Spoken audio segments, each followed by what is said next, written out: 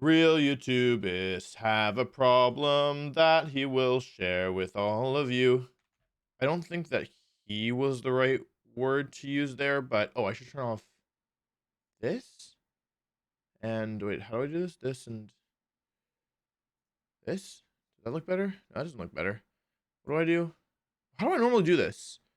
Oh no, I hit the wrong button. Okay, okay, this is what it looks like for a little bit. Sorry, my OBS is broken, so if I ever hit the wrong button, when I'm trying to open up the camera, it just freezes a little bit, but I think it should be okay for you all.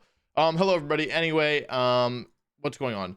Today we're going to be talking about my biggest problem with Scarlet and Violet. Now, most of you, if you followed the main channel, know that I actually really like these games. Much to the chagrin of much of my audience, I've gotten some quite nasty comments, which is, you know, like, oh, you were paid off and, you know, whatever, but that's to be expected. If you post an opinion about like Pokemon, especially an opinion about a Pokemon that is different from the majority, like, people online take it personally, which is okay. I knew what I was getting myself into when I when I shared my opinion. But today I'm not talking about how much I like these games. Today I'm talking about my number one biggest issue with them. And you probably know what I'm going to say, or you probably think you know what I'm going to say. You probably think I'm going to say the frame rate is bad, the performance is bad, yada yada yada. And to be honest, no. Like, I'm not saying that these things aren't an issue, but for me personally, they didn't detract from my enjoyment of the game. It might be surprising to hear, but I've really never pretended. I should have never given anyone the impression that I play Pokemon or frankly any video game for how it looks. Like, for me, how it looks is almost inconsequential. One of my favorite games is called Dungeon Crawl Stone Soup. If you look it up, you will see that my dad saw me playing this game one time, and I don't think he's ever been so ashamed to be in his life, because it's like, you know, it just doesn't look very pretty. You know what I mean? Like, it looks like, I think it actually literally might be from the 90s. Like, it's an old game, right? But the core gameplay itself is so fun. So that's the reason I don't have issues with the performance. I mean, it's not that I don't have issues with them, but they don't ruin my enjoyment. It does really take away from my enjoyment, and frankly, this is less of a complaint for me personally and more a complaint for Pokemon as a whole. And that has to do with the new mechanic of terastallization. Now, here's the thing. Terastallization is the new mechanic introduced in Scarlet and Violet, and it's cool. I think it's a cool concept. It lets you change a Pokemon's type. The thing is, when you catch any Pokemon, it has an assigned Terra type to it. Now, in almost every case, this is going to be one of the Pokemon's original types. So if you were to catch an Abomasnow, it would have Grass or Ice Terra type. There are a couple exceptions, like Pokemon you find in dens, and occasionally like these special glowing Pokemon that you can find around the map. But for the most part, the majority of Pokemon you catch will have one of their original types as one of their Terra types. Now, you can change your Terra type. That's good. Thank you, Nintendo. You can change it. So you don't just have to like search for the den of the Pokemon you want. And the way that you change it is you use a currency called Terra Shards. Now, Terra Shards are kind of hard to come by. I'm just gonna look at my notes here. Basically, you can get them in raids. You can finding them around the map is inconsistent. Like, I don't think I even found in my playthrough. I don't think I even found every single type, so it's inconsistent. And even the ones that I did find, I don't think I found more than one, or maybe up to 3 at the most. So it's not that many. You can find them in raids, but you get about 3 from a raid, which takes about 5 minutes total. So here's the thing. In order to change your Pokemon's Terra types, you need Terra Shards. How many Terra Shards? You might think it'd be something reasonable, like 1, 5, 10 might be pushing it. It's 50. You need 50 Terra Shards in order to change your Pokemon's Terra type per Pokemon. And those Terra Shards are used up. So it's not like, oh, once you get to 50, you can change it whenever you want. You need 50 per Pokemon. So if we estimate that you get 3 Terra Shards per raid, and each raid takes about 5 minutes in total, you need to do 17 raids per Pokemon on your team that you want to change its Terra type, which is a total of like 8 hours of grinding just to get these shards, right? In practice, hopefully it wouldn't be this long, but this is a pretty major step backwards in my opinion. Pokemon has for many years been getting more and more accessible with each generation. The addition of bottle caps was a big one to let you change IVs. Breeding, it became simpler. Like, it feels more and more streamlined every generation, and I was really excited for Scarlet and Violet. Sword and Shield's DLC, by the way, added a ton. We had like a person we could talk to just like totally reset EVs. The judge feature was a big deal. Like, there's probably more things that I'm forgetting about. But oh yeah, Pokejobs. Pokejobs made EV training instantaneous. If you wanted to do max EVs, you know what I mean? Like bottle not bottle, like bottle caps, yes. Ability patch, ability capsule, vitamins were no longer capped. Vitamins used to be capped at 100 EVs per stat. And yeah, and so it's been getting more and more accessible. And in some ways, Scarlet and Violet made more steps forward, right? I think a big change that not a lot of people have talked about is that bottle caps, you used to have to be level 100 to use a bottle cap. Sorry, I should explain what a bottle cap does. Bottle cap basically takes a Pokemon's IV and sets it to 31. And if you have a golden bottle cap, it does that for all IVs. Now, you could used to only be able to use this on Pokemon that were level 100. So, yeah, like you'd have to grind a little bit to get them to level 100, which was kind of a pain in the butt. But now it's level 50, which is much more accessible. The difference between getting a Pokemon to level 50 and level 100 is a huge difference in terms of time spent. So that's great. Great job, Pokemon. Love that. So the fact that there's no good way to get Terra types on your Pokemon is like a pretty big deal. And I saw that there was going to take 50 to change the Terra type. And I thought to myself, okay, this is pretty bad, but I think that what they must do is have some way of letting us breed down our Terra type. So like basically in that case, I wouldn't need to necessarily like go out and, you know, farm for Terra shards. I could just go get a Terra Ditto of the species I wanted, or like a Terra, some kind of Terra, like Pokemon that could breed with that like had the right Terra type. Like a Terra Steel Ditto would save like 90% of the issue, right? Like you could just breed down the Terra type.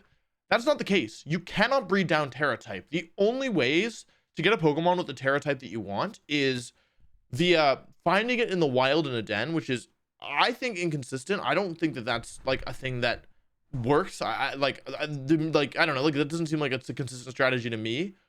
Or you can like basically find these Terra raids and do them continuously and farm like so many Terra shards, and you can't buy Terra shards either. So it's a problem. Like this is looking like, at the moment, this looks like the hardest generation to get a competitive team in, and it sucks because like for me, I'll be okay. You know what I mean? Like I have like a bunch of friends who play competitively. Like we're all going to be working together. I have a great community of like subscribers who are willing to help me out. Like I'll be okay. This isn't like an issue for me. Also, this is like my full-time job. So like I can justify spending the hours grinding, right? For me, it sucks. Like it sucks that this takes longer. But it's not gonna be a deal breaker for me, obviously, right? But the reason why I hate this so much is because for many players, like having this kind of additional grind is like not something that, like, it's just an additional barrier to getting people into competitive play, and that sucks because competitive Pokemon is a beautiful, beautiful, beautiful game, and the fun part of competitive Pokemon is not like getting a team. And like, I don't know, like I find like the process of actually getting a team in the game when I'm preparing for a tournament, like there's something kind of like, it's almost like ritualistic for me, is the truth. Like, because I've done it so many times over so many years that like, it's like, I don't know, like I even though it takes a while, like I genuinely enjoy the process. Like it's very rewarding to like catch your Pokemon or breed your Pokemon depending on what you're getting, and then like train it up and then like see it there in the box. It's like, yes, like this is what we're doing. Like I enjoy that process, but I enjoyed that process because it's not super time consuming. Like when I think about last format, like I had to reset for a Palkia in, what game was it?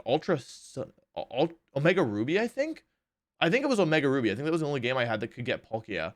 I had to like reset for a Palkia in that, and like that took a little bit. I had to actually, as an aside, I had to like, it took me like 2 days because I had to catch Uxie, Azelf, and Mesprit, which are all time locked.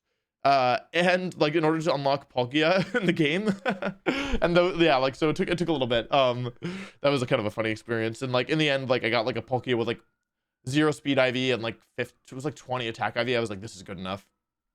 And I don't know, like I had like Zacian and Calyrex, and like I don't know, like resetting for Calyrex and stuff for Worlds, like and Regieleki like resetting for 0 IV Lucky. Like I don't know, like it wasn't that time consuming. Like none of the individual Pokemon took me longer than a day, and a lot of them took me less than a day. And as long as I prepared in advance, it was fine. But like, I don't know, like if I had also had to grind, I mean, if I also just continually be grinding raids, I just feel like it would really take out the enjoyment for me. And like, let's say I'm a casual player who doesn't know as much. Like, let's say I'm like, okay, like I want to enter my first tournament. Maybe they start playing on Showdown and they're like, okay, like great, I like know which Pokemon I want to use, and then they boot up their game and they haven't been grinding raids, and they're like, wait, how do I change my Garchomp to Terra Steel? And it's like, oh, sorry, kid, you need to like grind for, you know, X hours, and I can't even nobody can trade you like a Terra Steel Breedject Guyball, because if you breed it, it will breed down Terra Dragon or Terra Ground. You see what I'm saying? So I think it's really unfortunate, and I'm not sure, but I think that there's a couple ways that they could fix this. Obviously, a lot of people have pointed. I've been tweeting about this, and a lot of people pointed to DLC as a potential fix, but DLC is not coming for a year, and so that sucks. My hope is that at the end of each month, if you have placed like well enough on the ranked ladder, you get some in-game currency. Now, this currency was actually significant in the past. Like in Sword and Shield, I had maxed out battle points by like pretty decently like early on into Sword and Shield. Like I had literally infinite battle points. Like it was part of the reason why like getting Pokemon in game for Worlds was so easy for me, because you could buy vitamins with battle points, and I had unlimited battle points. So that was great. And there was I think occasionally I'm blanking, but I'm pretty sure it would give you like bottle caps as well. Like I never found myself hurting for bottle caps like at all, because I was just playing a game, and by playing it on the ladder, like it automatically gave me rewards. I am hopeful that at the end of each month it will give you at least 50 Terra shards of every type. They haven't announced this. This is just kind of my copium, but yeah. So that's kind of how I feel. I don't know. They've made pretty big steps forward. The removal of Pokejobs is something else. Like EV training seems to be a bit harder now. I heard a rumor that Pokerisk was removed. I don't know if that's true. But if it is, what the heck? I'm sure it's not, question mark. I'm not sure that it's not actually, like, because you can't transfer an old Pokemon with Pokerisk. And so if they forgot to like, if they forgot or didn't have it like automatically spawn, then that would be bad. But it wouldn't really make sense. So I'm sure that, I'm not sure, but I hope that that's wrong. But yeah, EV training is a bit more difficult as well, because Pokejobs just made it so easy, is the truth. And so, yeah, like, basically, like, the real issue here is that changing this is the central mechanic of the generation, so it should not be this difficult to actually, like, get it to the type that you want, right? Like, I think that is a major, major oversight on Game Freak's part, and I'm not happy about it. So that's my biggest issue with Scarlet and Violet, not the performance issues. It's how difficult it is to get these dang Terra shards. Let me know what you think of the comments. If you have any interesting thoughts, I'll be reading the comments. So thank you for watching. Let me know what you think, and yeah, thanks. Subscribe. This is BonusWolfe, not the main channel. You should subscribe because it's cool. Bye bye.